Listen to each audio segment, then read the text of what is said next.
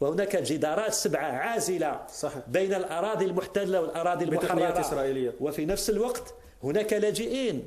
نسينا بأن الجزائر تحتضن أكثر من 75 ألف لاجئ صحراوي منذ 1975 كما قال الأمين العام للأمم المتحدة الذي ولد في 1975 الآن في سنه 40 سنة.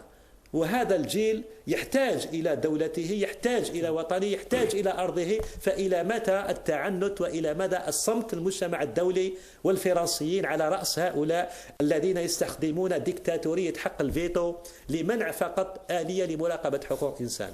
ساركوزي أخذ حلف الأطلسي ودمر الشعب الليبي. ذهبوا إلى سوريا والآن يدمرون الشعب السوري.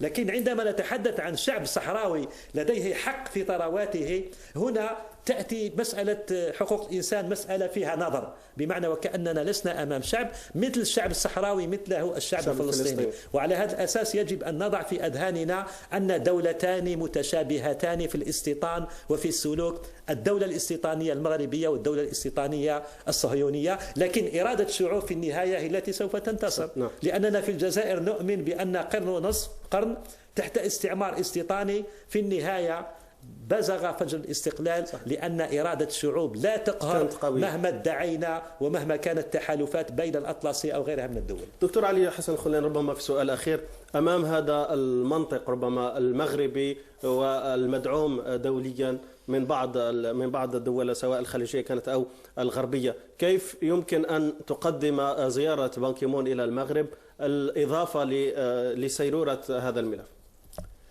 طبعا قبل أن أجاوب على هذا فقط قضية الوحدة المغربية، وحدة الأراضي المغربية اللي يطلقها المغرب، يعني أنا زرت الخط العازل اللي بين المخيمات والمناطق المحتلة. يعني تخيل ما يعني لا يوجد دولة تزرع هذه ملايين الألغام تقسم دولتها. وعلى فكرة أنا كلمني دبلوماسي صحراوي قال أن هذا الخط تقنياته التقنية إسرائيلية وتمويل سعودي. يعني هناك فعلا علاقة مترابطة بين الاستراتيجية أو التخطيط الصهيوني وما هو حاصل في المغرب، الاستيطان المغرب. طبعا بان كيمون في مارس قال كلمة واضحة وكلمة حق أن الأراضي الصحراوي خاضعة للاحتلال المغربي. حصلت عليه ضغوط عنيفة على بان كيمون ما حصل عليه عندما تم إدراج السعودية في اللائحة في قائمة الأمم المتحدة أو القائمة السوداء للأمم المتحدة لانتهاكات حقوق الأطفال. طبعا توجيه بان كيمون هو تدخل في إطار الرشاوى وفي إطار استخراج موقف بعد رفض استقباله في زيارة الأخيرة طبعا، واستخراج موقف مناقض للموقف اللي أطلقه بان كيمون عندما زار مخيمات اللاجئين الصحراويين. إذن هذا يدخل في إطار المناورات المغربية وعدم امتثالها للشرعية الدولية. هناك شيء مهم جدا أنه باختصار القادة الأفارقة عندما في عام 64 يعني اتفقوا على قدسية الحدود. نحن إذا لم نلتزم بقدسية الحدود الموروثة عن الاستعمار في قضية الصحراء الغربية، معناها أيضا بتكون سابقة، بتكون هناك سابقة. يعني قد تأتي دولة أخرى وتقول الإقليم هذا تابع لي تاريخيا والشعب هذا تابع لي تاريخيا، وسوف تدخل القارة الأفريقية في صراعات عنيفة.